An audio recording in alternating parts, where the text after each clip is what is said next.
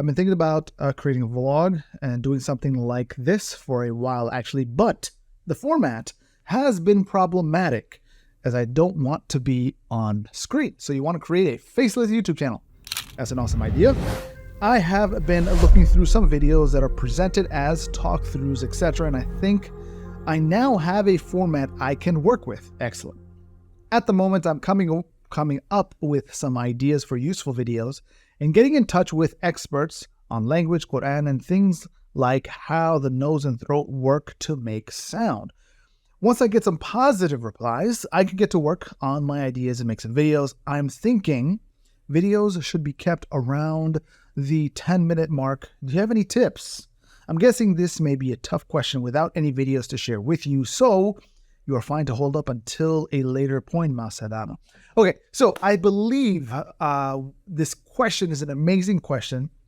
This is not the first time I've received a question of this sort, and so that's why I am hoping the value that you and others will be able to get from this is something that's going to be of benefit to the world as well as myself, because it is an opportunity for me to get my thoughts together. Let's start with the idea of your videos in terms of how long that they should be. I don't believe there is any specific rule for runtime, except that you're creating video to be produced in a specific context. And the context for which video is consumed is determined by, one, primarily the platform, and two, the type of content that you're creating, or rather the content for which in terms of the intention behind the consumption of the platform. So I'll give you an example, right? You might produce a podcast, right? There's a context to the consumption of a podcast, and that's typically drive time radio, right? Essentially, right? So people are driving. And so what is the appropriate length for a podcast? Well, that depends on the average commute time, I would assume, right? So having a podcast that's anywhere between 30 to 45 minutes to an hour, right? Those are some variable lengths of a podcast to be had based on the context of consumption. You wouldn't create a podcast that's 5 minutes long videos. I mean, there are, right? And so those are like your quick 5-minute drive type podcasts, and people do that. And so the length, again, is going to be determined by the context of the consumption of the video and the platform. So you're creating videos on YouTube, for which I think the limit is something like 24 hours for a video. So if your video goes beyond 24 hours or 23 hours and 59 minutes, if I'm not mistaken, then YouTube won't necessarily. That used to be a limit at some point. I don't know if it's still a limit. Maybe it's been upped. Maybe it's been shortened. I see some videos that are like 10 hours long, like lo-fi beats and concentration audio or white noise and things like that. But even then, like something like white noise, the context of that kind of video is that it is to be played while a baby or maybe an individual is sleeping or seeking to concentrate and then fall asleep. And so therefore, having it be 10 hours long is appropriate. Similarly, with relation to Q&A videos, like this video here, it is as long as it needs to be so that I can get my point across in a way that it makes sense, right? And so I don't believe there's any particular runtime. Shorts, if you're using YouTube Shorts as a situation, then yeah, you're going to be limited to a minute. But should your videos be exactly a minute long? No, not necessarily. You might find a sweet spot that is like 10 seconds or 20 seconds or 30 or 45 seconds or maybe a minute, right? So again, there's no runtime limit. I believe if you're going to create content for video, something that's faceless, don't worry about the runtime. Focus on creating an X number of videos. And this is my second tip for you. How many videos should you create as part of your learning period, as part of your onboarding process to the world of YouTube, if you've never created content for YouTube before?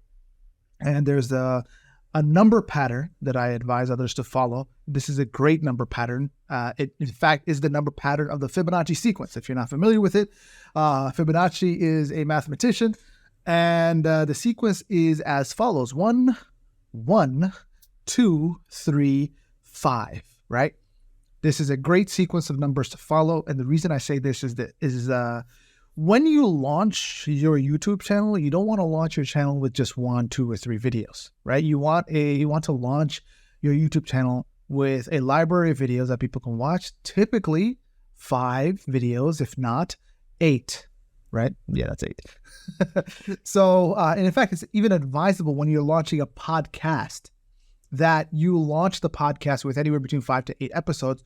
So this way, when somebody falls upon your podcast for the first time, from the point that you just launched it, then they may download all 5 episodes, and therefore your download rate and statistics and the analytics for your podcast are in your favor. Similarly, within YouTube, if you are creating content that you want for the world to be able to, or for it to reach the world rather, then you want it in a way that would encourage the algorithm, which is synonymous for viewers, to be able to consume that content, and then the system take that data and feed the viewers more of that content.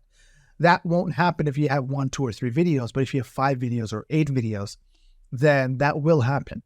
And so that's one of the things to kind of keep in mind. The goal that you want to start is you want to launch your channel with 5 videos, but how do you get to those 5 videos?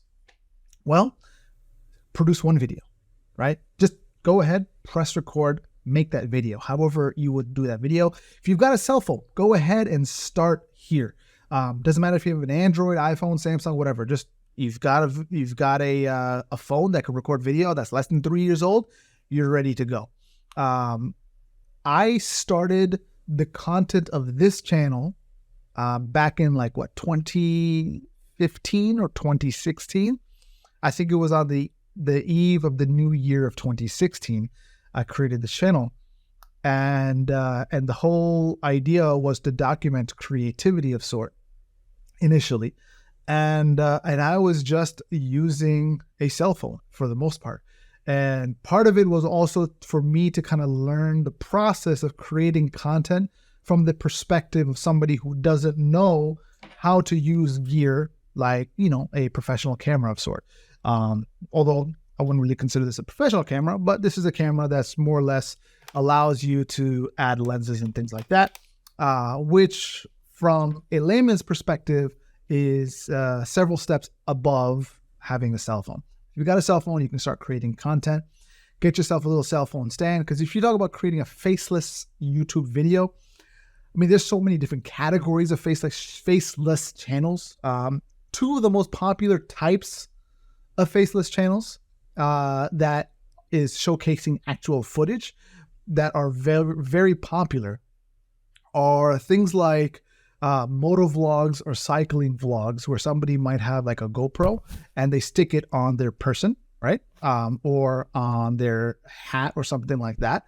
And that it records that footage, whether it be a landscape or portrait. They've got some sort of chest mount, and you see their arms. It's like a point of view type of thing. So somebody might be riding their bike, or they might be, on their motorcycle.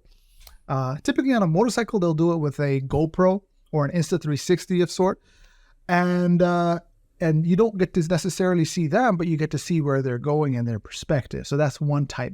The other is still kind of a POV overhead type of shot, right? Somebody might have their cell phone on a mount that's literally pointing down on their table, and it might be the review or a showcase of a product that they got, or that they're kind of explaining or walking somebody through, or in the case of something like Quran Revolution. When we first started creating content around that for the curriculum and membership portal, what we in fact had was a GoPro that we mounted with some clamp and gaffer's tape right over the text so that people can follow along with the finger. And that was really it. It was just literally a GoPro. We've actually since then reproduced some of that content in a more professional manner. But that's how we started. It was literally a GoPro, and it was for most intensive purposes faceless. We added a face later so that we can kind of give more value in terms of enunciation and how the face is, how your mouth is shaped and things like that in the area of language learning. And so that was the whole focus behind. That's how we kind of approached it. It was essentially overhead point of view content. And you could, again, do that with a GoPro. You can do that with a cell phone. The objective, the whole point that I'm trying to make is that go ahead and create one video. And you may or may not want to publish that video. You may or may not want to make that as part of your first 5, but you can if you want. Take the lesson from the experience of producing your first video. Don't worry about runtime. Don't worry about quality. Don't worry about audio, nothing. And then consider, okay, what is the 1% thing that you're going to make better? And so now you go ahead and focus on that. Maybe it wasn't very well lit. Maybe your confidence wasn't there. Maybe it was the quality of the audio, or maybe there was too much environmental sound. And so figured, hey, you know what? Let me now produce the content in a more acoustically appropriate environment. It could be something as simple as closing the door to the room that you're recording in, so that way the washing machine or the washer and dryer is not caught in the audio, as an example.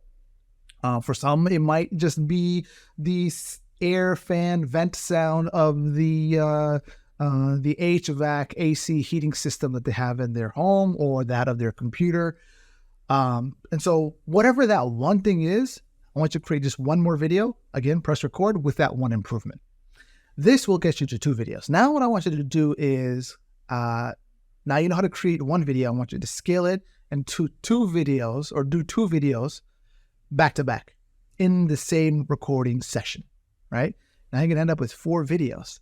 And so, and it could very well be that the first video and the second video that you did are still not worthy, at least for your confidence or your standard, or maybe they are, but if they're not worthy, then you produce 3 videos back to back. These are 3 videos that I want you to commit to for sure, including as part of your library. And so this way, when you produce your next batch, which is going to be 5 videos. Now you're going to have a total of 8 videos. You have 3 videos in this batch and the 5 videos in the next batch that allow you to then launch your channel. You're going to launch your channel with these 5 to 8 videos. You can launch your channel with, if you feel confident enough, with the 2 videos you did back to back, and then the 3 videos you did back to back, giving you 5 total. You can go ahead and launch with that. And then what you do is you create 5 videos back to back, and then that becomes your weekly, like you schedule those 5 videos out for the next 5 weeks. And so now you got over a month worth of content that's scheduled out on your YouTube channel, and you're ready to go. Like you launch with 5 and you got 5 more ready to go. And then what you do is at least once a month, you set aside time, maybe an entire day, maybe a weekend, once a month, to produce anywhere between 5 to 8 videos. You batch produce them, that you then upload to your YouTube channel and schedule them out for release on the frequency of 1 video a week. If you launch with 5 videos and you've got 5 videos in the bank to be scheduled out, and then in the next month, so after 4 weeks, you've got 1 more video before your bank is empty, right? And then you shoot another 5 to 8 videos. Now you've got a whole nother month plus of content ready to roll out. And so that's why you want to produce in batches. That way you're not always pressured to regularly come out with a video every week, or rather produce a video every week, because you're producing a video once a month. And so therefore do this for 3 to 6 months.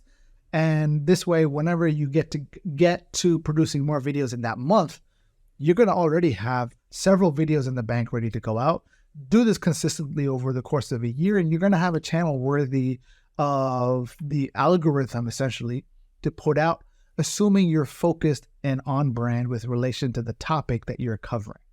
This brings me to the next tip is focus, right? What is the objective behind the creation of the content on your channel. So this can vary. And I'll give you a couple examples. One that has great focus and objective and consistency, and one that may or may not. This channel, only recently, I would say, in the last couple of years, have I finally figured out a voice and a focus for it. But even then, the objective behind this channel isn't necessarily global universal value. It's more value, it's more selfish in the sense of it's a place for me to document the creative adventures and the creative skills that I am acquiring along the way and sharing my learnings as I progress in that space. That's one area. And the second area is a space for me to answer questions like this that I receive from staff and from comments on this channel itself within the scope of creativity and media and everything in between that. That then I, address and share and kind of give value with that regard. And it also gives me the opportunity for my scatterbrain to kind of bring my thoughts together so that I can, articulate and also get more solid and concrete in what I know, or at least what I have confidence in knowing. So that's the focus of that channel. Similarly, I have another personal channel called the Strength Dojo, right? The Strength Dojo started off initially as a focus for me to share not my journey, but the journey of others in the scope of their fitness stuff. It began with me documenting my wife's desire to, or rather her aspiration to be able to do a pull-up personally, just on her own physical ability to do, a physical pull-up over a bar. And we started off, she and her sister, basically documenting their journey as I coached them through the strength training, progressive overload, and various phases over the course of many months, to go from not being able to do a single pull-up to her being able to do not only a full pull-up by herself, unassisted, but 11 assisted pull-ups. That was major progress. And so then later, the channel's focus shifted to it documenting my own journey in the area and scope of Brazilian Jiu-Jitsu. And the motif was, this is a karate black belt and strength trainer's journey into Jiu-Jitsu.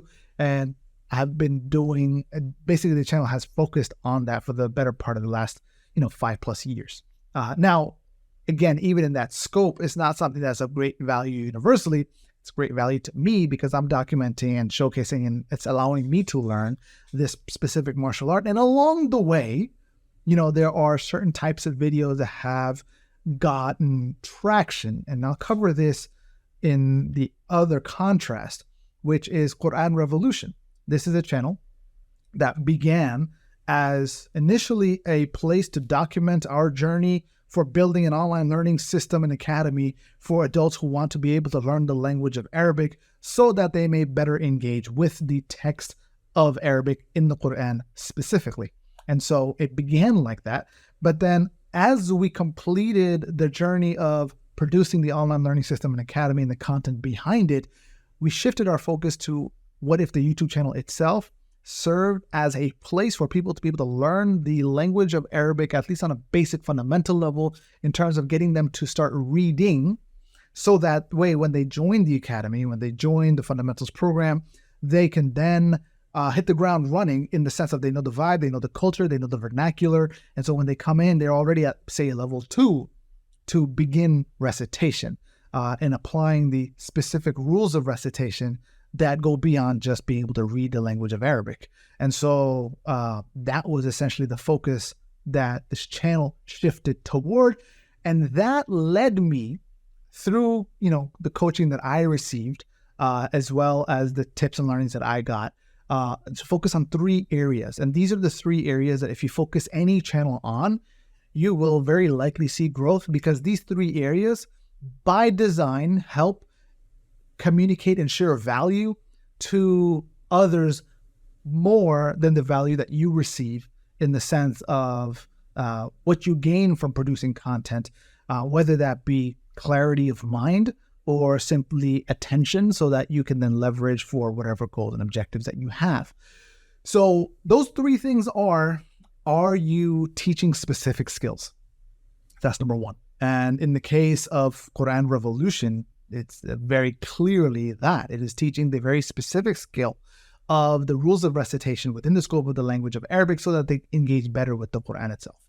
Are you answering specific questions that you're receiving from people, both in the channel comment section as well as universal questions that people are asking and searching for?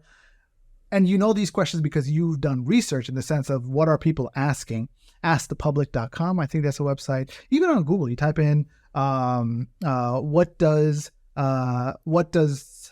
XYZ say about, and then you'll see that. For example, if you're focusing on a faith-based channel, i.e. what does Islam say about, and then you'll see a whole bunch of autofill stuff that people are searching for that Google will recommend, and that's, boom, right there, your opportunity to create content around that. Now, in the scope of recitation and skills, you want to make sure that the specific questions that you're answering are contextual to and within the scope of and on brand with the focus of the channel itself. That goes back to the focus situation.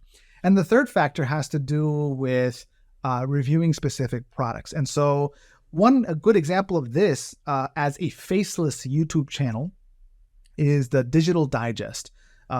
This is a gentleman who reviews technology and products. Faceless YouTube channel essentially is, if I'm not mistaken, it's his cell phone. Maybe not. Maybe he began with his cell phone, is upgraded. But essentially it's just an overhead thing with all you see is his hands.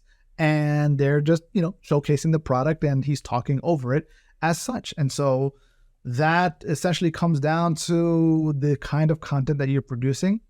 It's just, he's reviewing specific products, and people are searching for those specific products. So if you have a combination of all three, if not all three, then definitely two of them, then your channel will do well in the sense of you're giving value out to the world more than you may be receiving. And so we focused a lot with that with relation to Quran Revolution. We would collect, or at least on my end, as a producer on the channel, I would then collect all of the questions that come in the comment section that are relevant and on brand with the channel with relation to our focus. And then every few months I get together with the instructor and we batch produce 30, 40, 50 videos at a time, each question being its own unique video. And then we also batch produce another 10, 20 videos with focus around a specific skill set.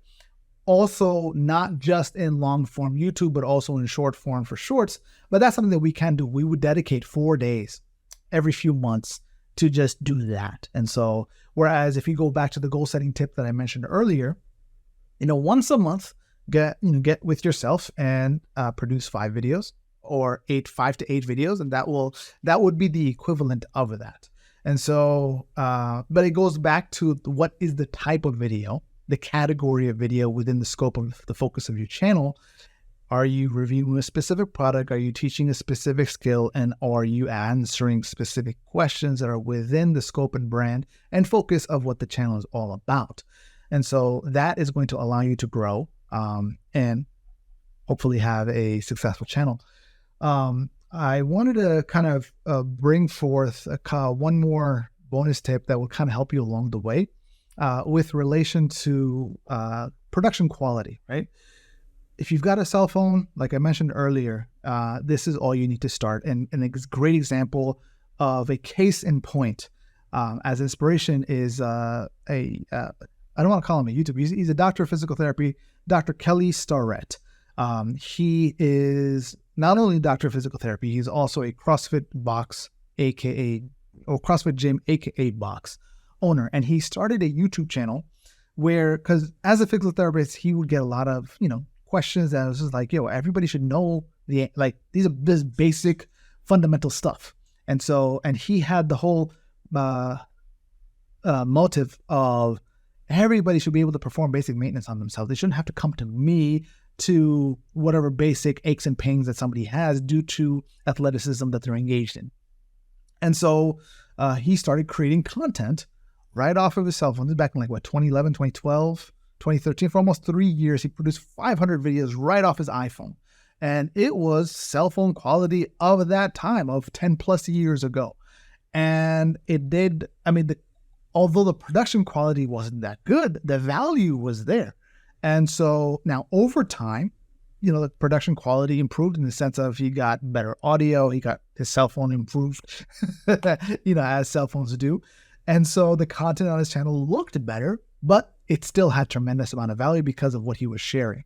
And so the point is that he produced 500 videos on cell phone quality that then led to him starting a whole other business. And the way that worked was that the content of those 500 videos, when organized, led to him producing a textbook, which is becoming a supple leopard, to which he has now 2 editions for. And then he came out with another book called Desk Bound for people who are into being athletic or have athleticism, but at the same time, they need to unbound themselves to the 8 hours that they're spending at their desk.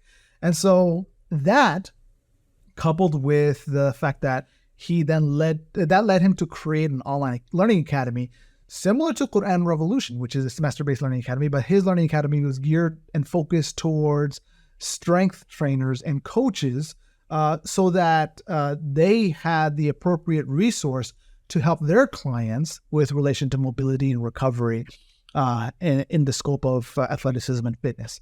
And then that led him to later rebrand and reposition into something a little bit more clear, because he was in CrossFit. Within CrossFit, there's this idea of a WOD, W-O-D, workout of the day. And so for him, it was just like, this is a channel where I'm going to share with you the mobility workout of the day, how to develop that mobility for greater recovery so that you can continue to do more of what you want to do in the area of athleticism.